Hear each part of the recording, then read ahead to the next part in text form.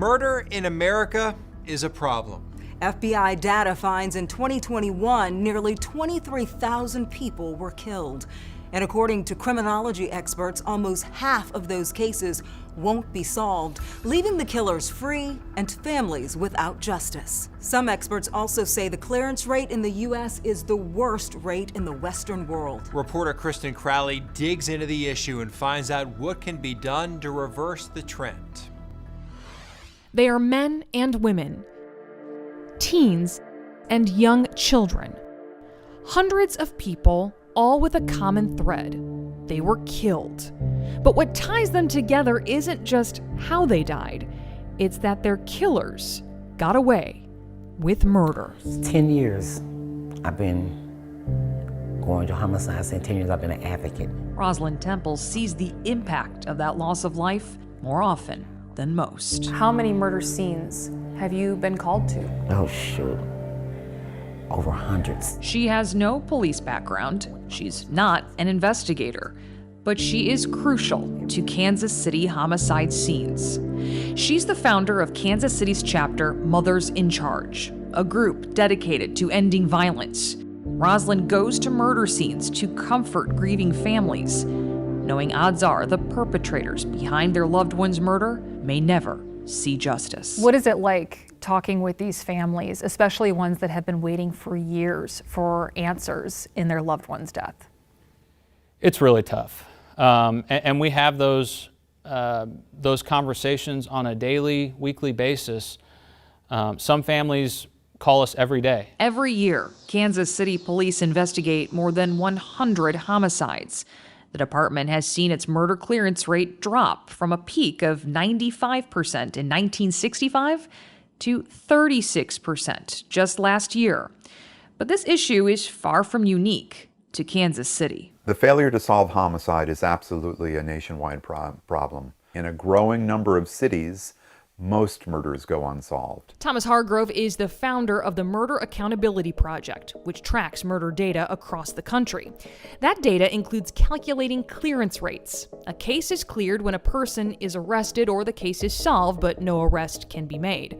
That data, pulled from the FBI and police, shows what was once a national clearance rate of more than 80% in 1965 has plummeted to 54%. And major cities like Seattle, Chicago, Philadelphia, and more are below that. Having a 54% clearance rate is devastating.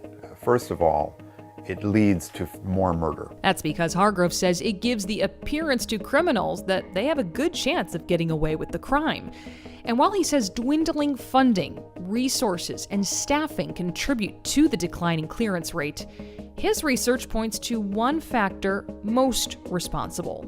The problem is that there's a growing mistrust of police, especially after incidents like the murder of George Floyd in Minneapolis. The murder of Floyd sparked nationwide protests and calls from some activists to defund the police. Following that tumultuous summer, murder clearance rates, which were already on the decline, continued to drop. Experts we spoke with say mistrust for police means less cooperation from the public, who are key in helping investigators solve these crimes. It's definitely something that we see in most cases that we work, at least in Kansas City, is that there's somebody involved in this that's not providing the information that we really need. Even witnesses who may see the crime right before their eyes sometimes fail to come forward, an issue Mothers in Charge member Cynthia Tucker knows all too well. There was a fight, and then my son and his friend were shot. There were people around. Tons. But your son's killer has never been caught. No. Cynthia's son, Jacob Payne, was 19. Just feels like someone reached in my chest and grabbed my heart and is squeezing it. Sometimes it feels like I can't catch my breath. I got kicked in the gut. I wouldn't wish this on anyone. Anyone. But Hargrove says there is hope in preventing more people from feeling Cynthia's pain. Try to change the narrative in the relationship between police and their community. and you'll never imagine what happens. The clearance rate goes up, and when that happens, the murder rate starts to decline. Kansas City Police Department's partnership with Rosalind is one way it's trying to gain trust with its community.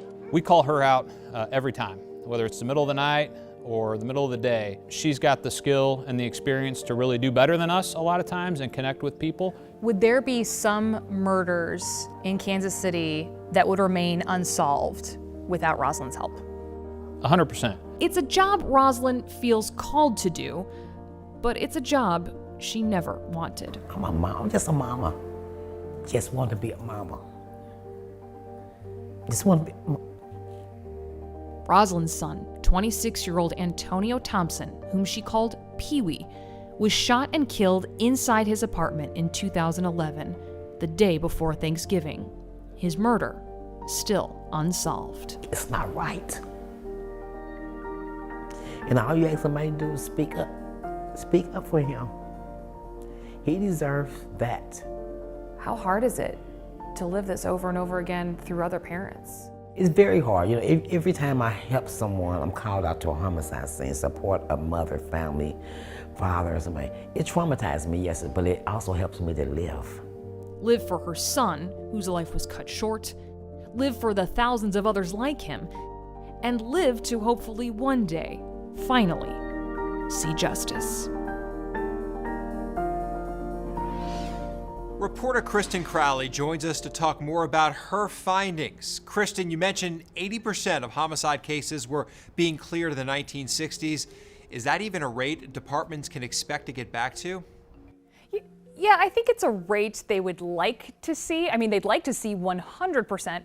But the reality is law enforcement has changed so much over the years. Detective Cobalt with the Kansas City Police Department, whom you just heard from, says Miranda warning, which is your right to remain silent, that wasn't even introduced until the late 60s. So it was a lot easier to clear cases before then. On top of that, the use of firearms has increased, which is increasing murder rates and decreasing clearance rates.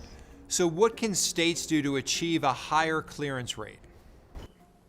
Well, the Murder Accountability Project says that state and local police really should collaborate more. It may sound simple, but it's actually very rare in the United States. Wyoming is one state that does do that, and they just so happen to have one of the highest clearance rates in the country at nearly 65%.